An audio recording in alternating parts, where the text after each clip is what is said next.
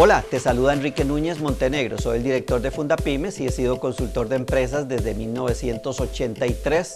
Durante todo este tiempo he venido asesorando a cientos de empresarios en las más diversas actividades económicas. En el año 2001 creamos Fundapymes para compartir mis conocimientos y mis experiencias con aquellos que están realmente comprometidos en convertir sus negocios en grandes empresas, en colocarlos sobre la ruta de un crecimiento sostenido y rentable. Nuestra promesa es hablarles desde la práctica, no desde la teoría, y nuestra misión es entregarles conocimientos prácticos, información útil, herramientas que puedas usar para construir una empresa mucho más exitosa y mucho más rentable que te permita financiar el estilo de vida que deseas y que sabes que mereces.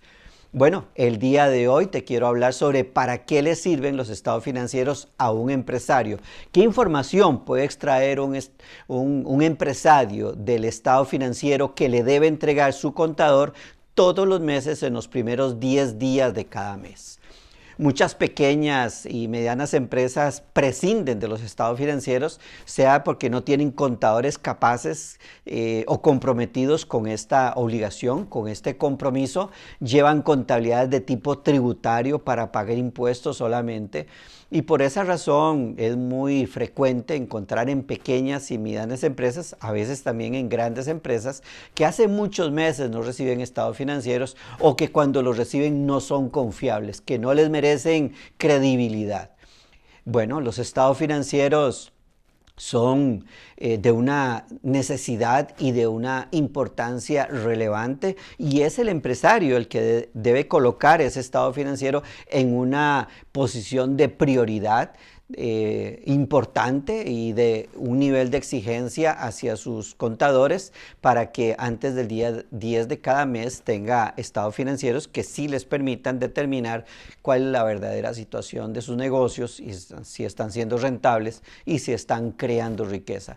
Si vas a realizarte un examen médico, el médico no te va a atender sin que antes te hagas una serie de exámenes clínicos para luego tomarlos todos y con base en la información y con base en las métricas que esos exámenes reflejen, el médico pueda determinar cuál es el verdadero estado de salud en el que te encuentras, y así sobre la base de ese conocimiento el médico te va a proponer un tratamiento o un cambio en tu estilo de vida para mejorar la condición en la que te encuentras. Los estados financieros así también deben ser confiables y óptimos, deben generar credibilidad. Si en el laboratorio te dijeran que los exámenes podrían no ser muy precisos porque los equipos han venido dando problemas y le comentas esto a tu médico, el médico te va a decir que vayas a otro laboratorio y te vuelvas a realizar los exámenes. Igual, con estados financieros que no son confiables, no se pueden tomar decisiones acertadas, no se puede determinar cuál es la verdadera situación de tu empresa, no se pueden controlar los resultados de tus negocios. ¿Qué son los estados financieros? Son información financiera que proviene, que se extrae de la contabilidad de tu empresa. Son 3 estados financieros básicos: el balance de situación financiera, el estado de resultados y estado de flujo de caja. A este estado de flujo de caja se le tienen muchos otros nombres o diferentes formas de confeccionar esta información: estado de origen, aplicación de fondos, estado de cambios en la posición financiera. 3 estados financieros que te van a determinar, te van a decir en qué situación se encuentra tu empresa. El primero, te voy a comentar brevemente el primero porque estos videos no pueden ser demasiado largos. El balance de situación financiera te va a decir cuál es la verdadera salud financiera de tu empresa. Está dividido en 3 grandes partes. Primero el activo, que son los bienes, posesiones tangibles o intangibles que tiene la empresa a su valor de registro histórico: el efectivo, las cuentas por cobrar, los inventarios, inversiones inmobiliarias, terrenos e instalaciones, maquinaria, equipo, otros bienes. algunos intangibles como las marcas, la propiedad intelectual. Ese es el valor del activo, lo que vale la empresa. Por otro lado, a semejanza de una balanza, a la derecha, vamos a ponerlo de alguna manera, a la izquierda está el valor del activo y a la derecha está cómo se financian esos activos, esos valores que tiene la empresa.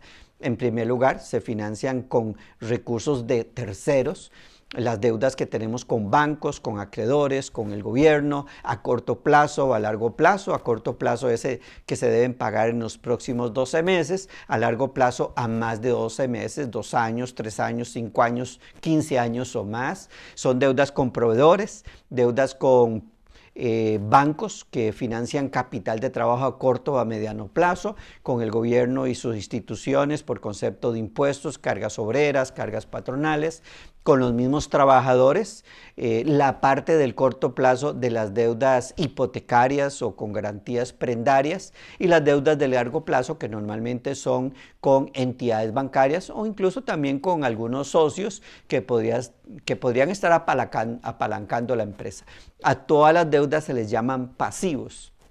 Y luego el patrimonio, que es el remanente, el total del activo, menos las deudas que tiene la compañía, es el patrimonio, es lo que vale la empresa en libros para los socios. El patrimonio está formado por los aportes iniciales que hicieron los socios cuando iniciaron la empresa o los aportes que han venido haciendo a través del tiempo.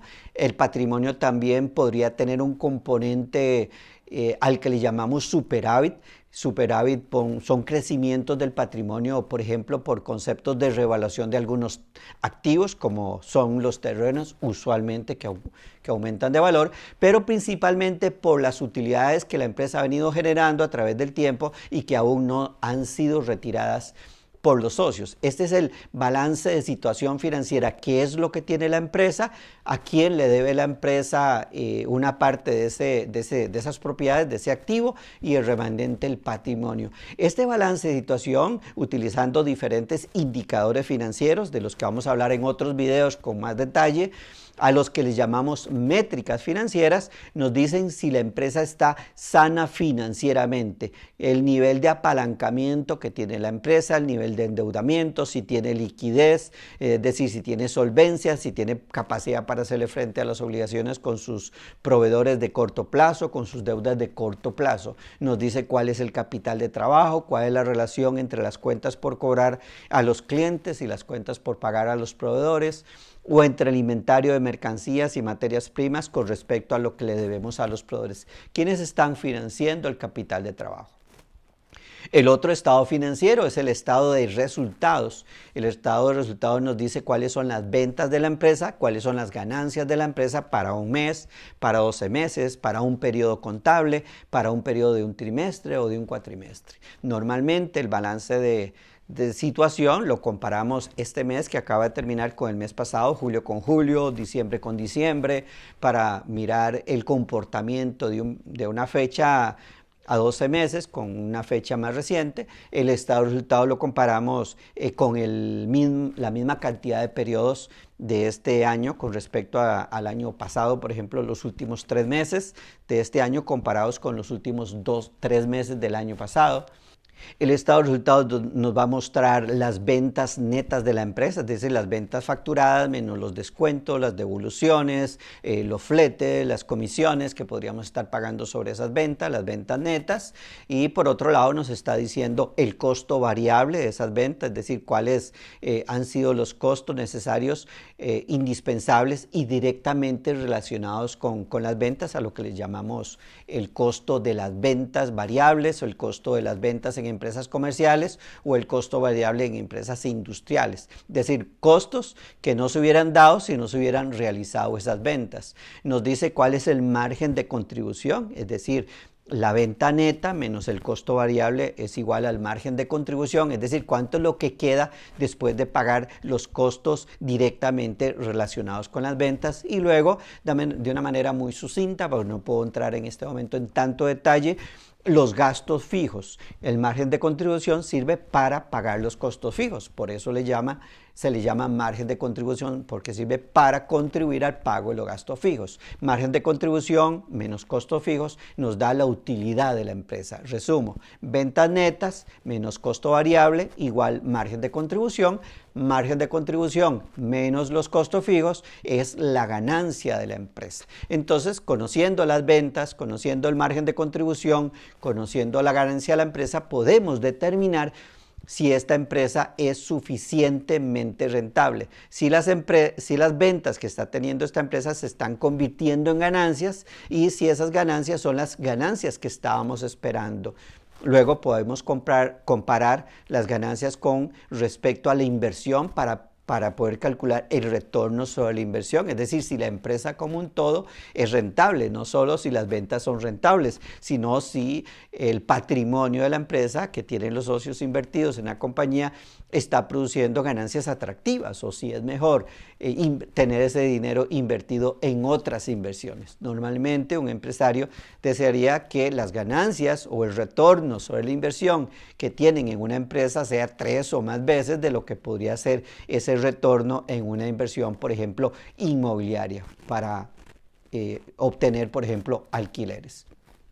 Tenemos dos estados financieros, el balance de situación financiera que nos dice cuál es la verdadera salud o situación financiera de la empresa, el segundo estado financiero que se llama el estado de resultados que nos determina si la empresa es suficientemente rentable, si está generando las ganancias que esperamos, y el tercer estado financiero igual o cuidados y más importante, el que utilizaban los empresarios de hace 50 años o de hace 100 años, la famosa libreta en la bolsa de atrás, nos dice cuáles son las entradas de la empresa y cuáles son las salidas de la empresa. Si hay plata es porque el negocio es bueno, decían los empresarios, y si se pagan todas las deudas y queda dinero en el bolsillo es porque el negocio es bueno. Este es el flujo de caja, nos dice por qué conceptos recibe la empresa dinero, por ventas de contado, por cobro de las ventas que hacemos a crédito, por aportes de los socios o por fuentes de financiamiento de terceros. Estos son los fondos originados. Los orígenes, las diferentes fuentes de ingresos que podría tener una empresa en un mes, en 3 meses o un periodo. Y por otra parte, las salidas, es decir, en qué se aplican estos dineros, de qué manera se utilizan, cuánto se utiliza para pagarle a los proveedores o para comprar de contado, si se comprara de contado, cuánto se utiliza para pagar la nómina a los trabajadores, las cargas sociales, las prestaciones legales, todos los costos que están vinculados directamente a la nómina, el 13º mes, las vacaciones, las liquidaciones laborales, cuando se despide personal, y cuánto se gasta pagando los intereses y las amortizaciones de las deudas. También otra cuarta causa de salida de dinero, por supuesto, son todos los demás costos y gastos fijos que tiene la empresa, incluyendo el pago de los impuestos. Así que dos grandes rubros en el tercer estado, el del flujo de caja: orígenes de recursos, las diferentes fuentes por las que la empresa está obteniendo dinero, y por otra parte las salidas, dinero que ingresa, dinero que sale.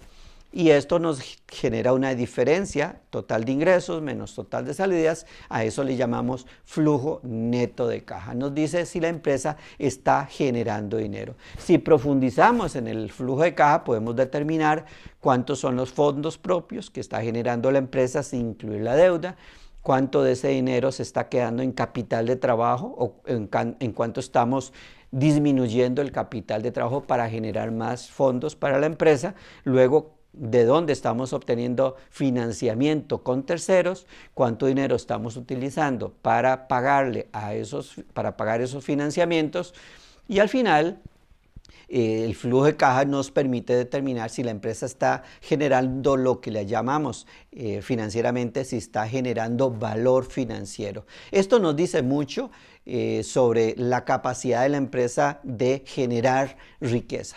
De hecho, los financieros, cuando yo valoro empresas de mis clientes o de clientes que contratan este servicio ocasionalmente, valoramos las empresas de muchas formas. Existen más de 18 modelos de valorización de empresas, pero el más aceptado, el más formal, el más riguroso es el análisis de los flujos de caja.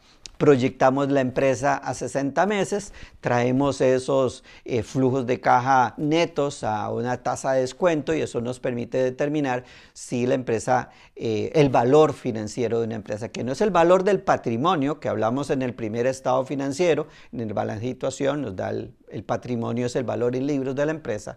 El descuento, los flujos de caja nos dice cuál es el valor financiero de una empresa. Mira la cantidad de información que dan los tres estados financieros. Hablamos de tres: balance de situación financiera, estado de resultados y estado de flujo de caja. Son herramientas indispensables para el empresario, para determinar cuál es la verdadera situación financiera de la empresa, para determinar si la empresa realmente es rentable tanto como esperamos, y tercero, para determinar si la empresa está generando riqueza.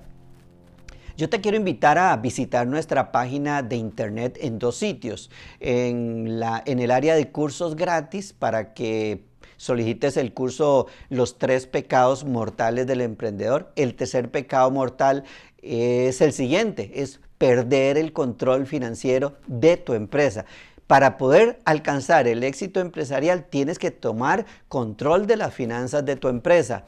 Y también visita nuestra página en el área de la tienda virtual, donde ofrecemos el curso Control Gerencial. Ahí te enseño con mucho más detalle las 12 herramientas de control gerencial que debe recibir el empresario periódicamente de sus contadores para tomar el control financiero de sus empresas. 3 de esas 12 herramientas son los 3 estados financieros de los que te he hablado el día de hoy.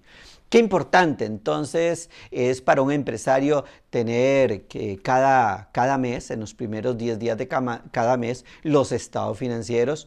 ¿Qué le dicen los estados financieros a un empresario? Ya te lo he explicado en este video. Te dicen cuál es la verdadera situación financiera de tu empresa, te dicen si tu empresa está siendo suficientemente rentable y te dicen si tu empresa está realmente creando riqueza. Si todo esto te ha parecido interesante, compártelo con tus amigos, con tus colegas y con tus socios de negocios, por supuesto. Te invito a suscribirte a nuestro canal de YouTube, a dejar tus comentarios, a hacerle clic a la campanilla para informarte cuando publiquemos nuevos videos. Estos videos están dirigidos a dueños de pequeñas y medianas empresas para que puedan construir negocios mucho más rentables y mucho más exitosos, que financien el estilo de vida que deseas y que sabes que mereces. Te habló Enrique Núñez Montenegro, director de Fundapymes. Te veo en el próximo video.